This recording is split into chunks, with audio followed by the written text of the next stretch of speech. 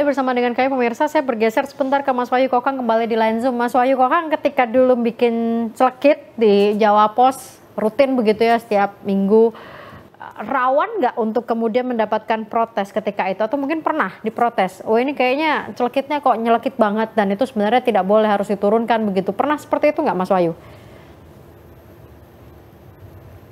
Mas Wahyu kayaknya di, ya, oke, dah. bukan pernah lagi tapi sering. Oh sering. Apa Sering, yang disampaikan? Terutama kalau saya membuat kritikan ke pejabat, yang kedua ke ketua parpol, itu biasanya entah besoknya, entah malamnya ada sesuatu atau seseorang yang mencari saya atau mengancam, telepon yang mengaku-ngaku ADS, tapi itu sudah biasa. Sudah biasa, karena selama ini saya tidak pernah mengkritik orangnya, tapi saya mengkritik kebijakan. Kebijakan itu bisa salah. Tapi orang, kalaupun salah kan saya merasa tidak etis untuk mengkritisi bahkan secara fisik seperti meme yang dibikin oleh adik kita SSS.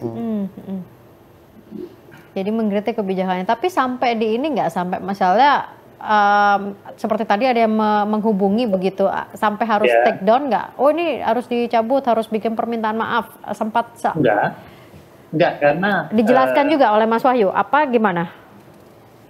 Biasanya ada mekanismenya ya.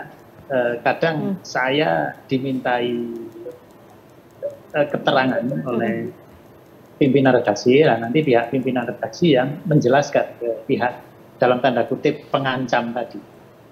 Ya, karena berarti kan masuk dalam produk jurnalistik begitu ya. Kalau sekarang ini kan kita lihat lebih liar begitu, masuk sosial media, muncul berdalih kritik, kemudian ini sudah menyebar kemana-mana. Kalau Mas Wahyu ngelihatnya gimana? Karena ini sudah tidak bisa lagi kita berlindung di balik, oh ini ada redaksi yang ikut bertanggung jawab juga terhadap apa yang kita naikkan dan akan dicetak begitu. Gimana Mas Wahyu menyikapinya?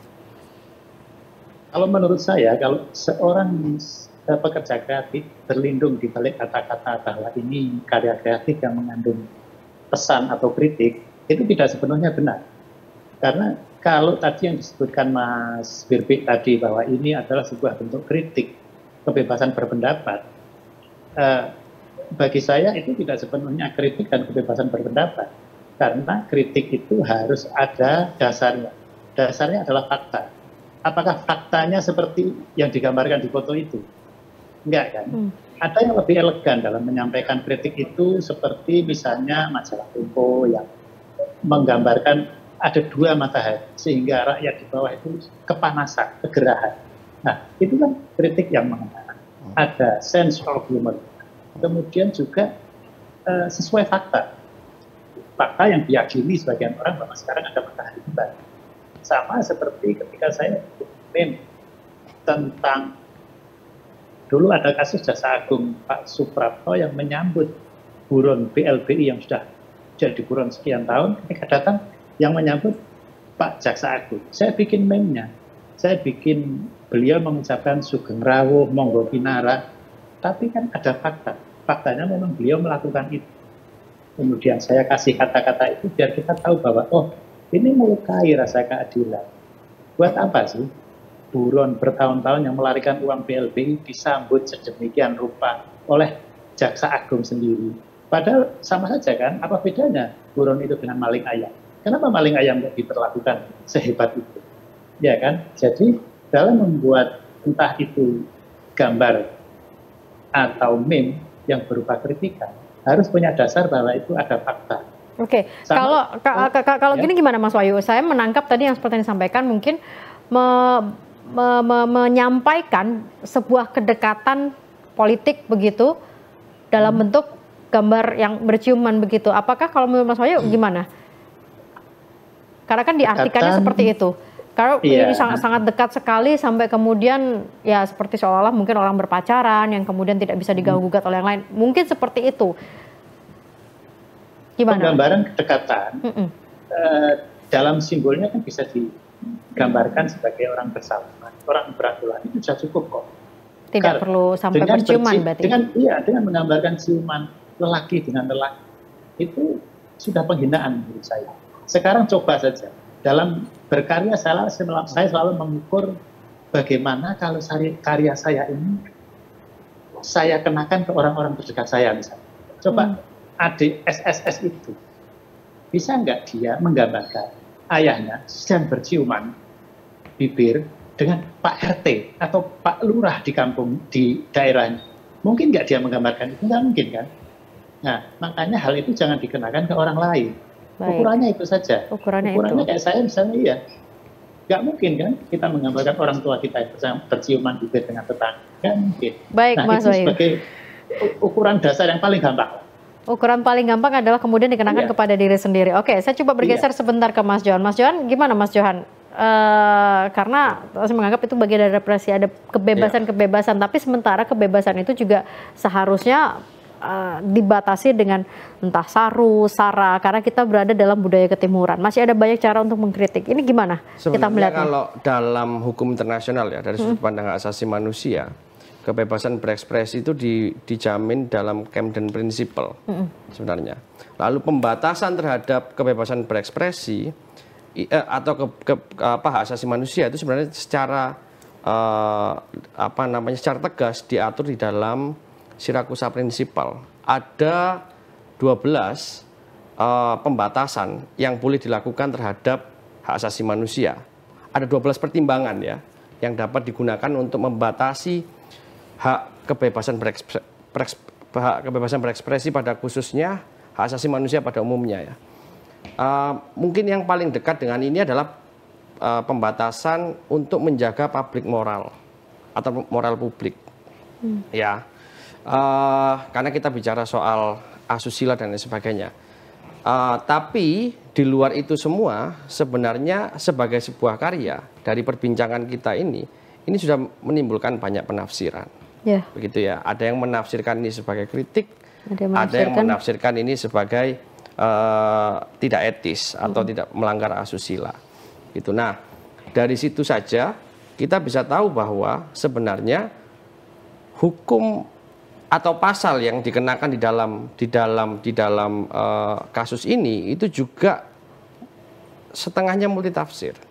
Karena ada yang menganggap membuka ruang untuk menafsirkan, gitu ya, menafsirkan dan membuka ruang penafsiran lebih dari satu penafsiran, gitu ya, terutama terkait dengan melanggar kesusilaan itu sendiri, gitu. Nah, itu pertama. Yang berikutnya, saya sebenarnya ingin mencontohkan di tahun 90-an itu ada salah satu seniman atau pelukis ya, pelukis karikatur yang cukup fenomenal namanya Mas Yaya Yatmaka.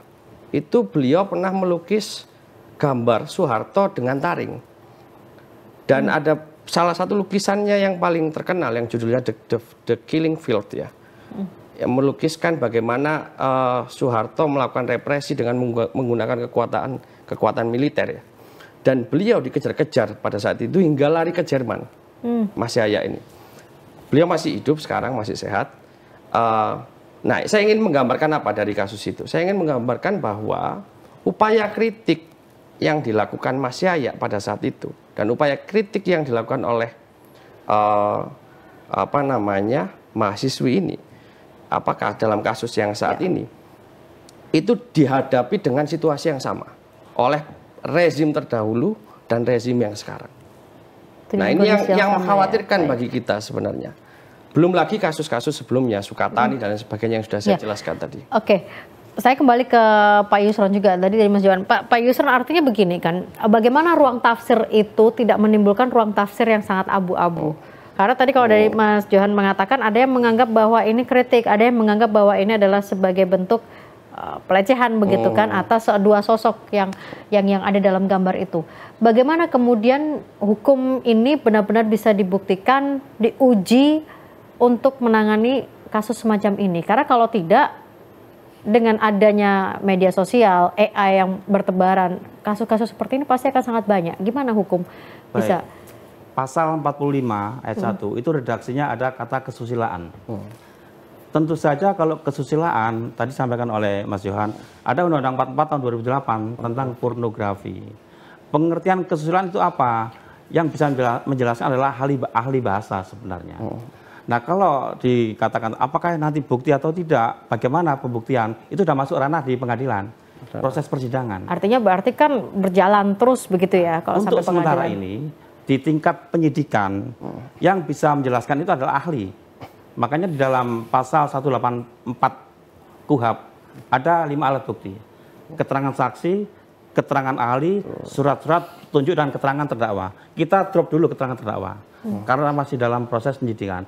Apakah dari penyidik sudah meriksa ahli bahwa meme itu termasuk mengandung unsur kesusilaan? Itu kan? Baik. Itu ahli yang bisa menjelaskan. Itu ngeceknya harus lewat pra peradilan atau? Karena sudah menetapkan tersangka. Berarti lewat pra peradilan berarti ya? Jadi dimunculkan ya apakah alat-alat bukti itu bisa masuk di situ. Sebentar Pak Yusron, ada yang bergabung di line telepon. Ada Cak Taufik Monyong. Ya, halo, Ketua DKJ Jawa Timur. Ya. Waalaikumsalam warahmatullahi wabarakatuh. Sehat, Cak? Sehat, alhamdulillah. Alhamdulillah. Monggo, sebagai orang yang juga bersuara, mengkritik, gimana melihat kasus ini, Cak Taufik? Ya, kritik itu boleh. Artinya sepedas apapun kritik itu wajib dilakukan. Namun ada yang namanya batas etika dan moral. Saya ini terkenal sebagai seniman yang selalu demonstrasi dan mengkritik, tapi simbol-simbol yang bisa dibaca sebagai eksistensi simbol negara, simbol kebangsaan itu tidak bisa dipakai lalu dengan cara yang sarkas. Bisa saja menyimbolkan penguasa itu dengan babi, lalu mohon maaf bergandengan tangan atau berpelukan dengan buaya, lalu buayanya dicet apa, dan itu boleh. Tapi kalau sudah sampai kepada simbol visual negara, kok rasanya secara moralitas saya kurang gimana gitu ya. Jadi saya se ekstrim apapun, kadang-kadang kita harus tahu tempatnya, bagaimana itu ditempatkan. Bisa-bisa saya curiga bahwa orang tersebut memang tidak punya integritas secara moral sebagai bangsa yang punya rasa nasionalisme. Karena nasionalisme ini memang harus dikritik. Pemerintah ini harus dikritik. Orang yang mengkritik pemerintah itu adalah orang yang cinta kepada bangsanya. Tapi kalau kritik mereka itu tidak makin membangun, tapi lebih memojokkan atau membuat nilai-nilai kebangsaan terperosok, nah ini kita patut curiga dengan banyak orang tersebut. Tapi kalau dalam kasus ini misalnya katakanlah ada 2 sosok presiden dan mantan presiden digambarkan berciuman, menurut Cak Taufik apakah ini bagian dari kritik atau kritik yang kemudian agak sedikit kebablasan? Gimana Cak Taufik? Kalau menurut saya kritik boleh, tapi moralitasnya kan di mana? Ini presiden ke-7 sama presiden ke-8 dibuat seperti itu. Anggap saja saya tidak bagian dari konstituen Pak Jokowi dan Pak Prabowo, tapi saya tersinggung kalau sudah dia menjadi presiden, itu kan simbol negara saya. Baik. Nah, baik. itu sih prinsipnya. Ada Artinya batasannya. seniman ini wajib mengkritik, tapi yaitu tadi ada batas moralitas. Sebenarnya tidak terlalu ekstrim begitu. Bisa saja seumpama Pak Prabowo Pak Jokowi tidak berhasil membuat food estate di Sumatera seperti itu, lalu digambarkan Pak Prabowo yang melanjutkan persoalan tentang food estate di Papua. Bisa saja digambarkan, tapi tidak langsung, mohon maaf ya, secara moralitas. Secara moral ya, baik. Kita berarti bicara tentang moral. Ya ini sekarang ada apa sih? Saya takut-takutnya si pembuat kritik ini ada kalau di dalam ilmu seni rupa ada penyakit yang namanya schizofrenia, psikotik. Di dalam ilmu seni rupa ada begitu, aliran-aliran seniman yang sakit.